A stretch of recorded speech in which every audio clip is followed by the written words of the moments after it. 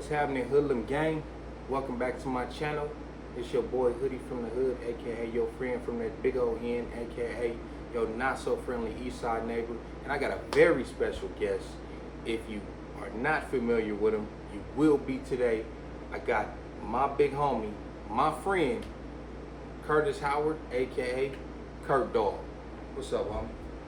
What's up, Hood? How you doing? I'm doing good, man. It's good to see you doing your thing, man. I really like that, man. You know, I admire you for that, being one of the young homies, man, taking advantage of this and stuff. Instead of getting interviews, start doing some interviews. I like that. Absolutely, and that been the plan from the get-go, man. I always wanted to create my own lane and start doing the type of stuff that we're about to get into right now. Like I said, he don't need no introduction, even though I just introduced him. You can go check him out on Street TV. You can check him out on Kev Mac live stream. He got several books. We'll get into that. But I just want to ask you a few questions, man. We kind of got the story of how you came up, how you came to the hood and all that stuff. No need to go back to that. But you've been incarcerated several times over the years. Pretty much. A lot of times over the years. All right. And what are some of the prisons that you have been incarcerated in? Well, you know, when I first started out, I just got a little time. My first sentence was like a couple years, and I got a lot of violations that followed that. So, you know, I went to a lot of like medium security places. It's kind of like an in and out thing, like level you know. Yeah, you know, but that was like fly by night. That went pretty fast by the time I graduated, you know, and then finally I got some real time, and right. And I ended up in Pelican Bay, you know. So I started out in Pelican Bay when it first opened. I was one of the first people to go in and open the doors of Pelican Bay, which was a whole nother experience altogether. And what year was that?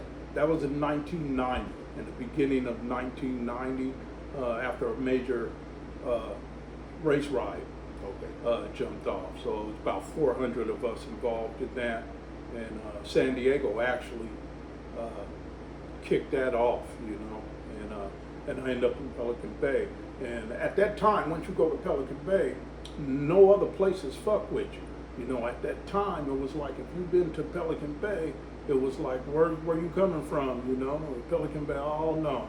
You know, we gotta find out what the fuck going on with you. Why was you even there? You know, you know, San Diego called me and filed a case on me. This is how I really got a lot of time. San Diego, I was in Pelican Bay after I got out the SHU.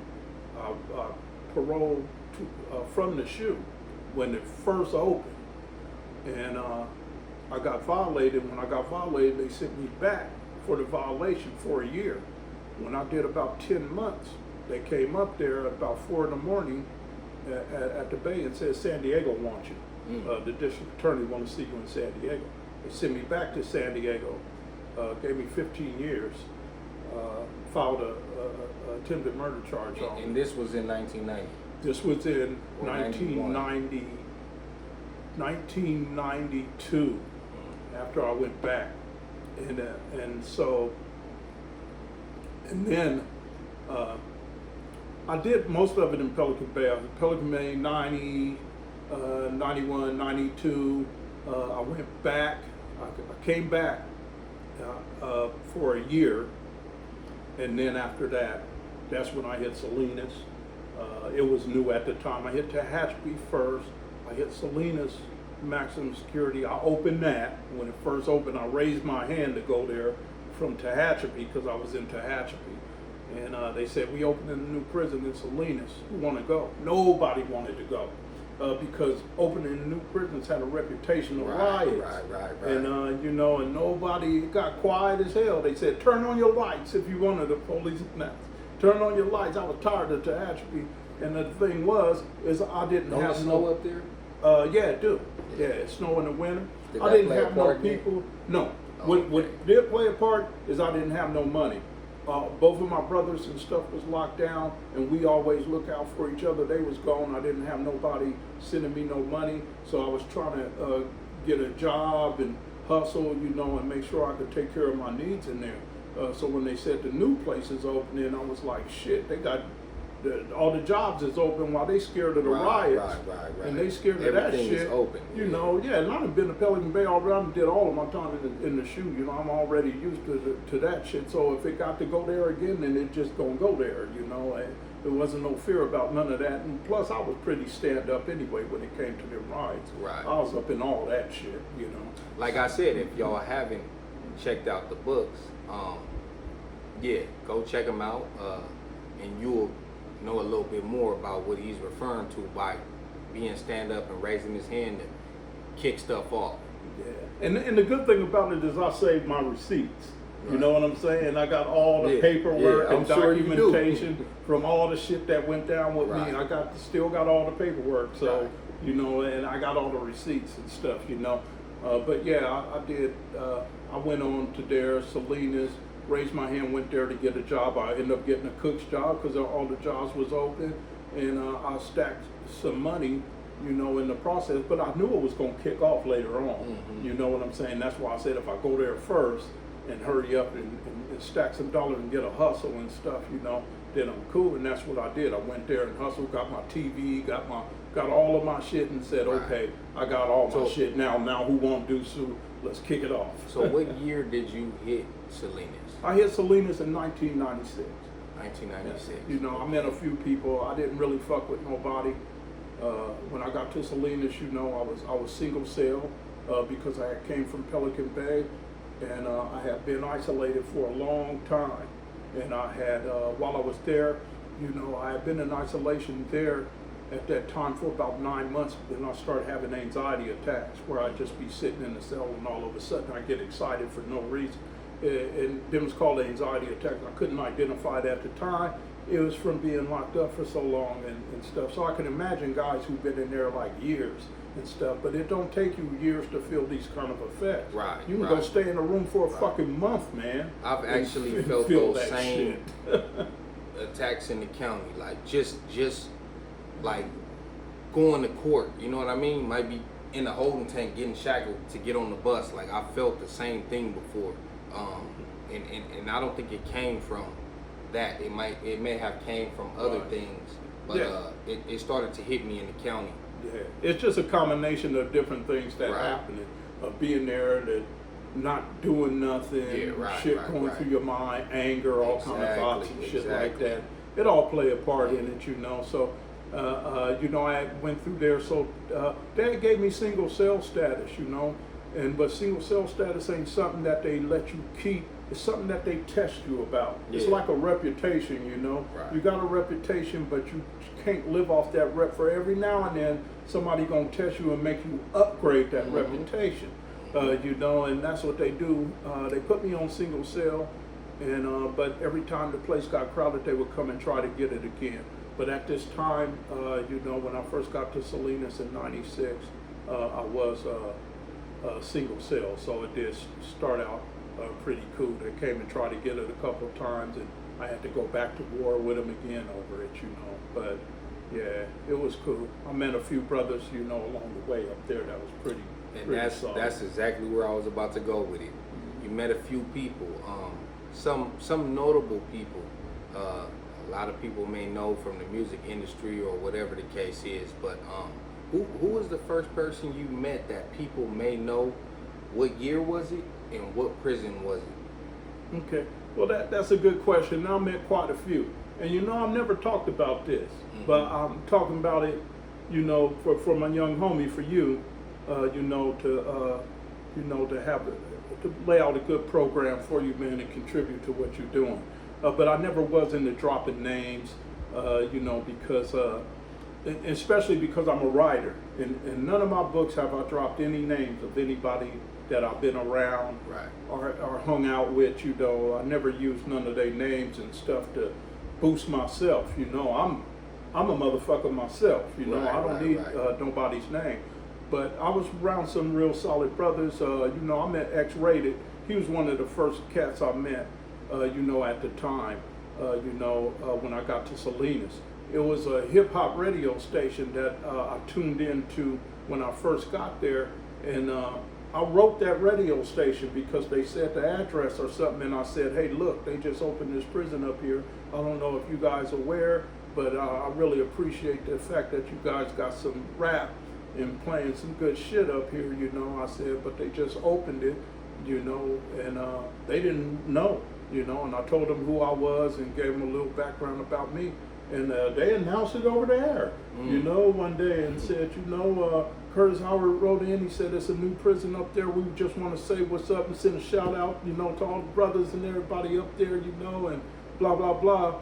And then I wrote them again, you know, because they said something that they wanted to know, and I wrote again, you know, and then X-Rated, he wrote, you know, saying I'm here, and they was like, yeah, we heard about you, and they was like, you know what, they was like, we getting these letters and stuff, you know, this brother, you know, Curt and X-Rated checking in, and a few more people start writing in when they start hearing my name and X-Rated, and they said, we're going to start a radio show called an 8 for 8, and they said, we're going to read 8 letters, and we're going to play 8 rap songs in between time. So because me and X-Rated was like one of the first people who got at him, because I was the first. Right. And then so they would play a song by X-Rated, and then they would read whatever I wrote. They would read a letter or something I wrote, and it might be about something current, you know, because I remember Biggie Smalls got killed, or Tupac got killed, was right in that 96. Right. It was back to back. I think 6 months. It was back to back. Yeah. So I wrote letters about that. 97. Yeah, I wrote a little one-pager on my thoughts and stuff, and they would read it over the air, and then people would call in. That was free, and they would call in and respond to the shit that we were saying, you know. And X-Rated, me and him met like that, you know, because we was on the show and came out on the yard and was like, oh, what's up, man? It was like, they called me the philosopher because it's a little shit. I used to piece some pretty decent shit up. So they said, that's the philosopher. And he said, you the philosopher? I said, yeah, you X-Rated? He was like, yeah, and he dropped the Forgiven album right there. I think that's his third album. Yeah, he dropped that Forgiven album right there when we was there, man. You know, and that. Wait, so y'all was on the same yard? We was on the same yard. And yeah. He introduced himself to you after he was hearing your name on the radio. Yeah, okay. Yeah. Right. Yeah, he's like, I'm X-Rated. And you know, he did a shout out to me when he came down to San Diego. Yeah. On Facebook. You seen that video? Yeah, the homie Liquid Low, shout out to Adrian Mendoza, you know, because he the one told him, yeah, I got a homie named Big Curt Dog that was locked down with you in Salinas. Now in Salinas, I had long ass dreadlocks, and I carried one in my hand. I had a long ass dreadlock that I had made out of hair that had came from my head and rolled it up into a big long whip. And I used to carry that motherfucker around everywhere I went. The police didn't fuck with me. They said, man, this dude, you know, they thought I was crazy. They was like, that's that dude from Pelican Bay. See, because in the early 90s, Pelican Bay was still big and had a big reputation. Right. Now, I mean, it's still known, but the real Pelican Bay, it was the one I opened up in 90, 91, 92, 93, 94. Pelican Bay started losing a little momentum in about 94 because the feds came in and made some arrests. You know, they charged the warden, the captains, all of them. They busted it because they trying to do us foul up in the shoe, man. You know, there's motherfuckers in there going crazy and all that shit, you know. So wait, just to backtrack, when you went to Pelican Bay, you went straight to the shoe? Yeah, I went straight to the shoe. Yeah, I went for a race after a race ride. Did you ever run across Monster Cody? I never met Monster Cody. I heard he was there at around that time, but you don't meet people up in the shoe. Right. You know, you might hear some voices of a few people, but you don't meet shit around that motherfucker. So yeah, I met X-Rated. You know, we was pretty cool, and you know, he was doing his thing and everything, and we kept that show. That show stayed on, you know, for quite a while, and we also had JD, whose shit that they used to play. JD was on another yard. JD from the Lynch Mob. Right. So they would play some lynch mob shit for JD because they found out he was there because he'd start writing in. So they was like, we got JD from lynch mob, and we got and we got X-rated, and we got this dude, the philosopher Curtis Howard. They was like, man, this shit is lit, you know. And so we did good. You know, later on I met JD when I went to the yard he was on, and I'll talk about that last. But I met somebody else too, and like I heard later on that some kind of politics jumped off with X-rated. You know, it was years later because this was in '96 that I right. met Yeah, him. let's clarify that. He's talking about '96 mainline general population level 4. Right. Yeah. That's what he's talking about. He's not talking about later on a different yard and all that. So let that be known. Yeah, I heard about that. You know, my stance on the brother is that he was a solid dude, you know, with me. And years later, I guess some politics jumped off, you know. Because when you known and you shining, you always gonna have some politics. They coming for you. Motherfuckers want to discipline you. They gonna bring some shit up that happened many years ago, and or whatever. We just saw that with C-Mac. Yeah, I heard about We just that. saw that. You know, and you know, shit like that, you know, and it's like, you know, they look for it, they search for it, and before I became a writer, I had thought about all that. I said, man, there ain't no motherfucker can come for me. I said, I'm an OG, man, and not only am I just an OG, but I'm an OG, you know, I'm solid, man. I never told on no motherfucking body. I never hated on nobody. I never went to none of my homies' house after they got locked up, trying to get at their girl, knocking on the door, talking about, hey, let me in. Snake you shit, know, I never done nothing disloyal on no levels, man, like that. You know what I'm saying? Back in the day, you know, I became involved in substance abuse and shit when crack hit the streets and shit. I had a little time with that. But besides that, you know what I'm saying? That's just a part of life. You got motherfuckers drinking that lean shit now, and them is drugs. Yeah, man. right. Everything. You know, that's cocaine in a cup, and you got fucking. No, that's actually heroin. Meth. Yeah. In a cup. Yeah. Now That's I heard, worse. Yeah, that shit is like super dangerous. Ecstasy, PCP.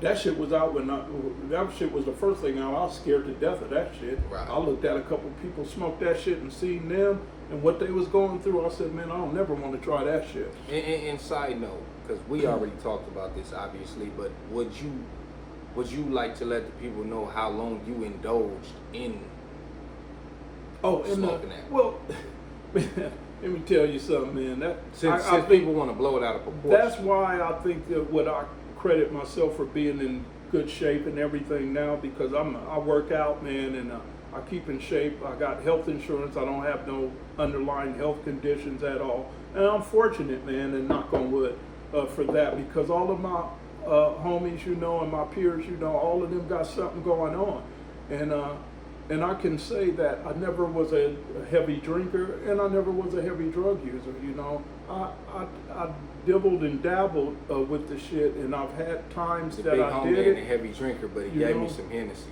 Exactly, but you know the story about that. Right. I bought a big ass box from a dude selling it in front of a store, and I hardly ever drink at all, bro. You know, I don't drink like that. So yeah, during the time when I first got turned on to the shit, I probably smoked the shit, man, for about 3 months. And it seemed like 2 fucking years because I gotten so much shit during that time. But the thing about me is I know every date that I was down and every date that I was released. Right. So when it first hit, when I first got turned on to it was in like 86. I did it for like 3 months and I was like a beast. I was like, what the fuck is this? I was like lit, you know, and then I went to jail for a violation for like 8 months. 8 months straight, back in there, back in good health, back on swole.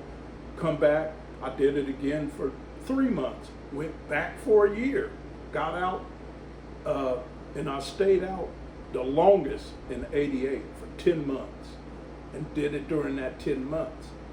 Went back for a year and a half, got out for 3 months, did it again, and that was it. I got 27 years after that for some major cases, and that was it for me.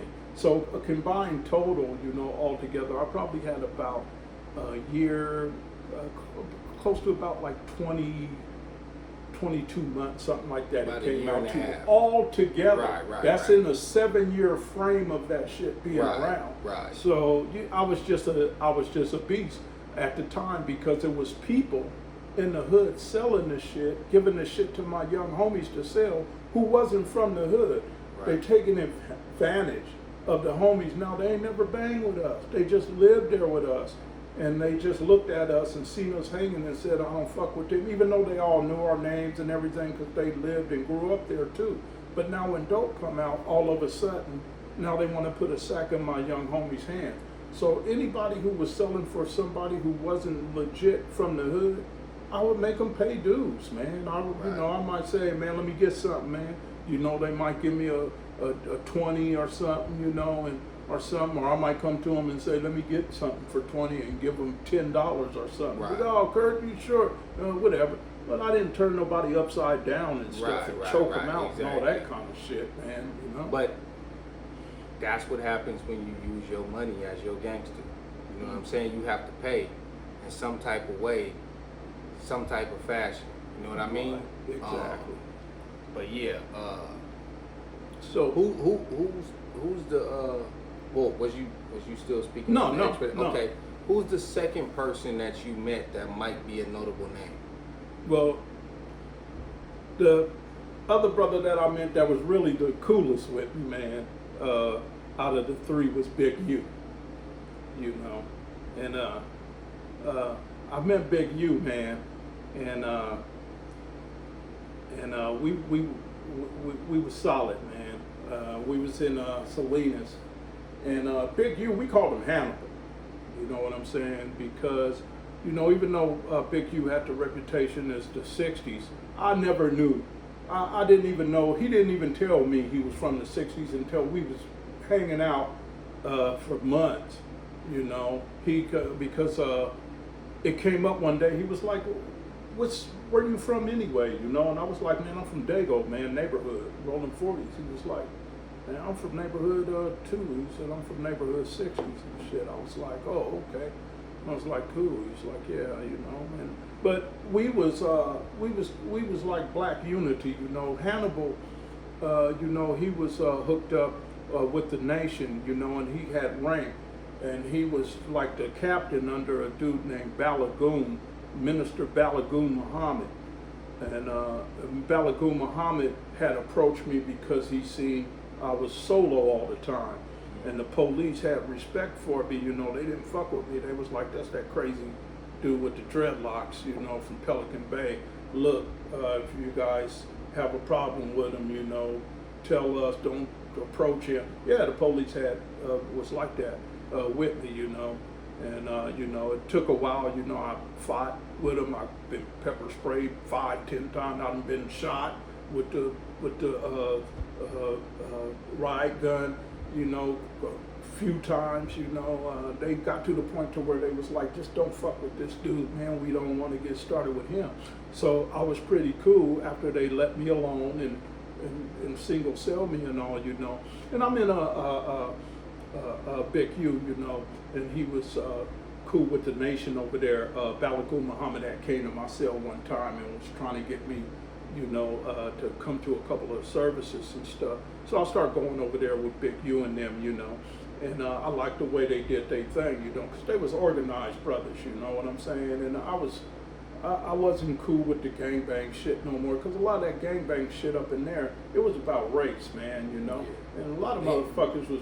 Real fast, what year was this? This was in 96. So this was in 96, 97 too. I was still in Salinas. Okay. Big U there with me.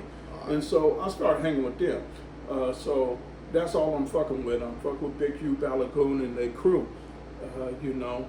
So we would go and have services and everything, but I wasn't committed as in the religious aspects of it, and we talked about that. Right. And they was cool with me on the other level, So I was I was kind of like a warrior, you know, and I was there in full support.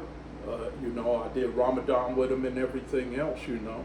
And then they had another group that was Muslims too. And somehow something happened where some type of controversy jumped off between the two groups.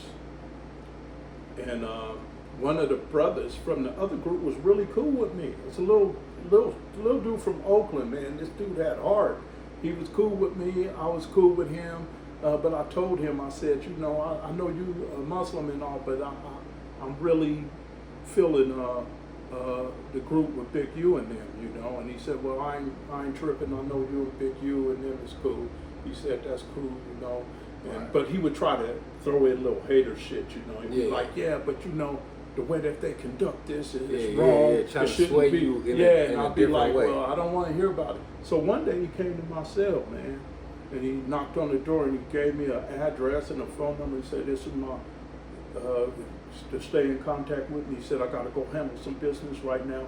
I'm tired of these guys, you know, they doing shit wrong. I was like, who? I was like, what you talking about? He was like, I'm getting ready to go handle something. He had on his coat and he had some steel, you know. And I said, what's up, man? He was like, man, look, man, I already told you, you know, Big U and them. And I said, hold up, man. I said, hold up. And at the time I had a chrono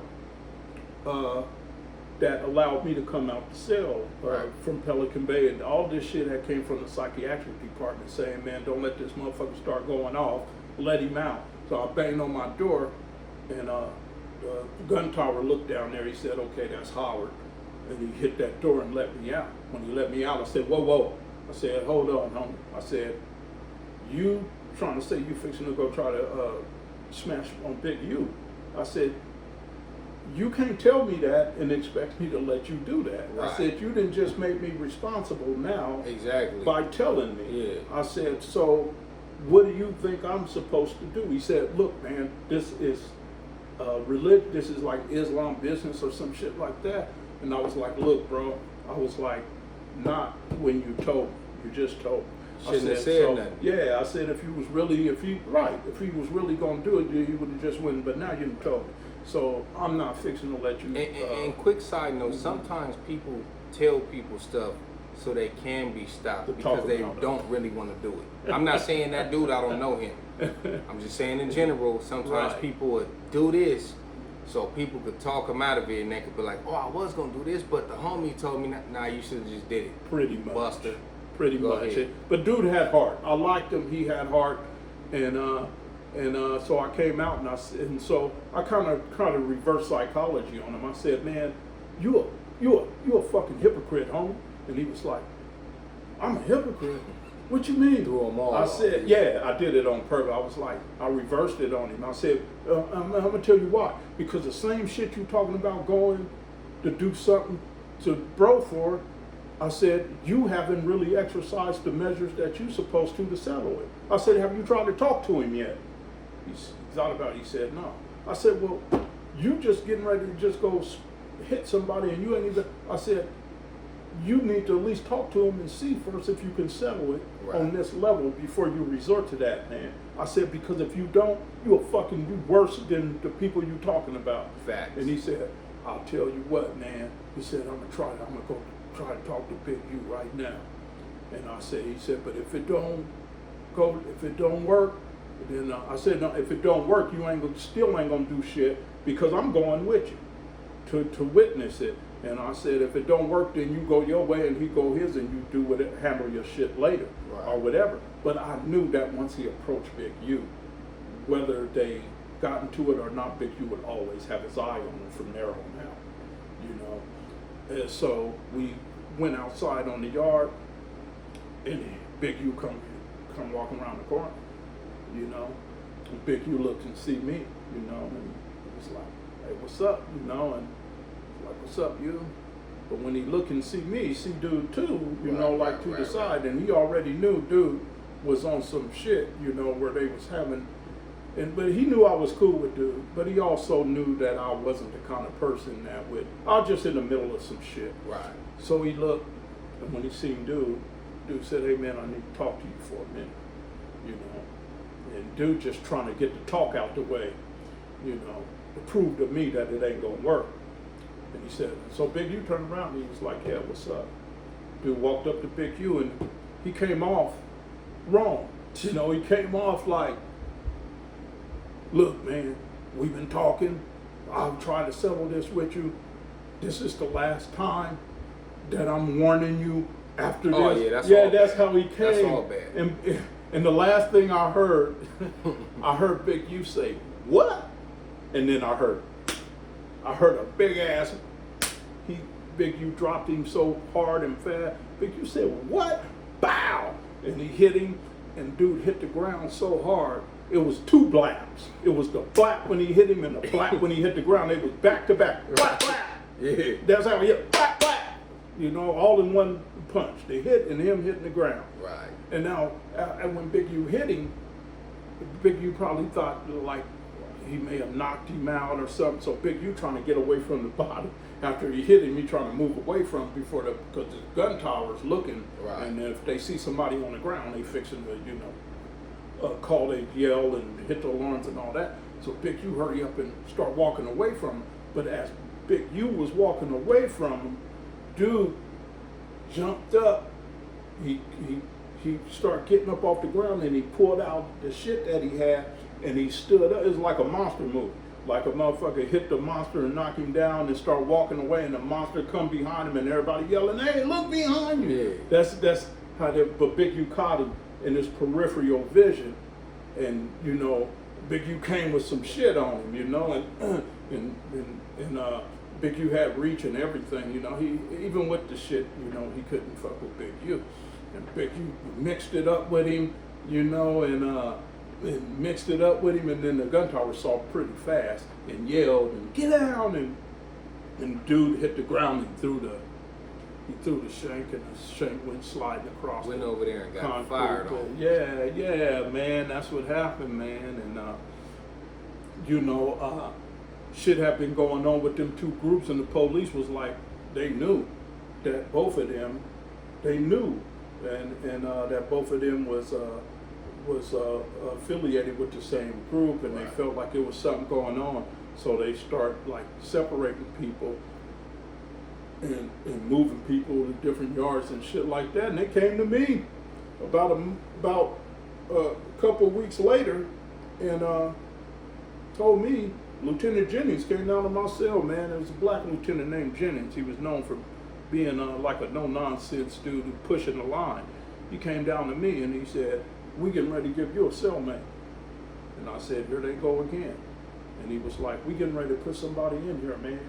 And he had like 6 police with him, 6 guards with him. And I said, oh yeah. I said, you about ready for this again, huh? And he said, we getting ready to move somebody in here. We got this dude right here. And he said, are you gonna assault this man? He said, I'm gonna ask you 2 questions. Are you gonna assault this? He said, are you gonna allow him to walk in the cell?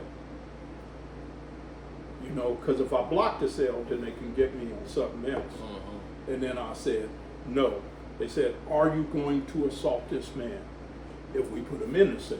They're trying to get me to make a threat. And I say, no. And they say, are you positive? I said, look, man, I said, I'm going to tell you this. I said, I'm not making you no promises to nothing. I'm not going to say nothing out my mouth. I said, but I'm making you no promises on shit because I don't even know this motherfucker. And when dude see me doing that, he was like, man, I don't want to go in there now at this point anyway, man. I don't even like the way dude is talking and shit, you know. He said, I ain't going in there. So now the police mad. They're like, you ain't going in there? Why you ain't going in there? They was matchmaking me. So for a couple of days, they start bringing me people. They're about the blood, you know, over who killed his cellmate, you know, and they said he got to stay until in the morning. They brought him at like 11 o'clock at night, and they said he got to stay until in the morning. And they said, listen, Howard, just let him stay here until in the morning. I said, man, why did you come over here? Do you know what's going on? He said, no. I said, man, this is a war between me and the administration. You ain't supposed to be here. It's like, man, you know, I'm just here. They say they're gonna move me in the morning, man.